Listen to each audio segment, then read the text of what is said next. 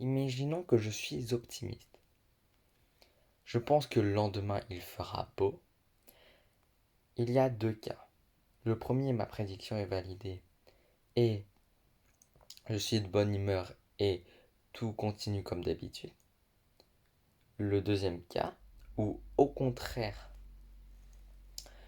le temps est mauvais et il pleut par exemple, ou je suis déçu, cette déception peut se changer en tristesse.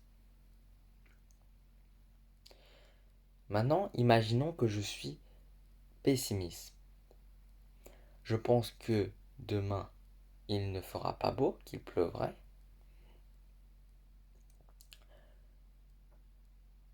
Il y a deux cas comme d'habitude. Le premier, où ma prédiction est validée. Je me suis préparé à ce qu'il ne fasse pas beau et tout continue, comme d'habitude. Le deuxième, où cette fois-ci le temps est beau, je suis surpris, je suis content. Cette joie peut se transformer en motivation. Maintenant, voyons une autre situation plus importante. Par exemple, celle d'un résultat d'un examen comme le bac. Je suis optimiste, comme d'habitude. Je pense que j'aurai, si je suis un bon élève, 17 sur 20. Une moyenne de 17 sur 20 au bac.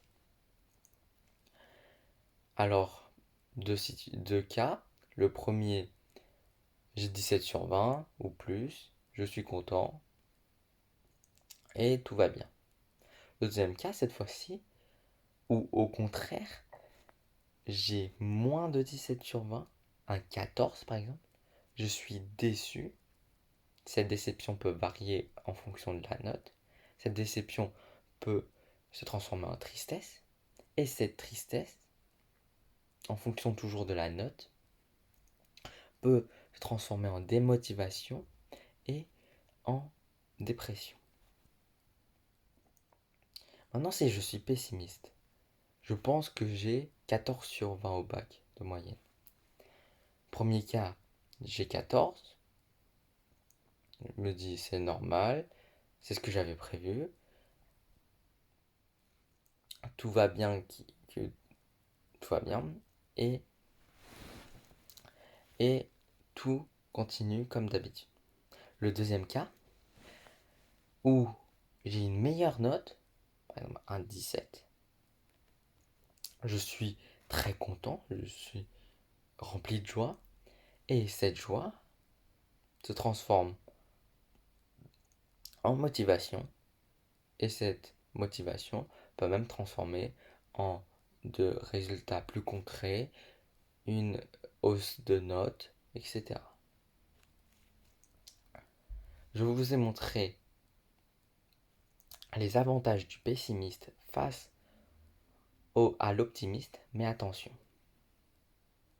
il ne faut pas être irréaliste et être trop pessimiste ou trop optimiste. C'est ça le plus dangereux. Si au bac, vous espérez avoir 20 et que vous êtes trop optimiste, cela va encore empirer. Imaginons, vous souhaitez avoir 20, vous pensez avoir 20, mais finalement vous avez 15. 15 c'est une bonne note pour le bac, mais vous allez quand même être déçu.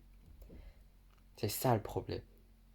Vous êtes, vous êtes, vous allez être quand même démotivé et vous allez quand même déprimer. Et pareil quand on est trop pessimiste. Par exemple, j'ai un 0. Je, je pense avoir un 0 au bac de moyenne. Et j'ai vraiment un 0. Bah, même si on se prépare à ça, c'est quand même dur. Donc, il ne faut pas être trop pessimiste, pas être trop optimiste. Il faut être réaliste. Et comme je vous l'ai dit, il faut être réaliste, mais en étant quand même un peu pessimiste. Alors, si vous voulez un peu contrôler vos émotions, un peu ne plus vous énerver, ne plus déprimer, essayez de rester motivé. Alors, soyez un tout petit peu pessimiste. Ça va vous aider, je vous le promets.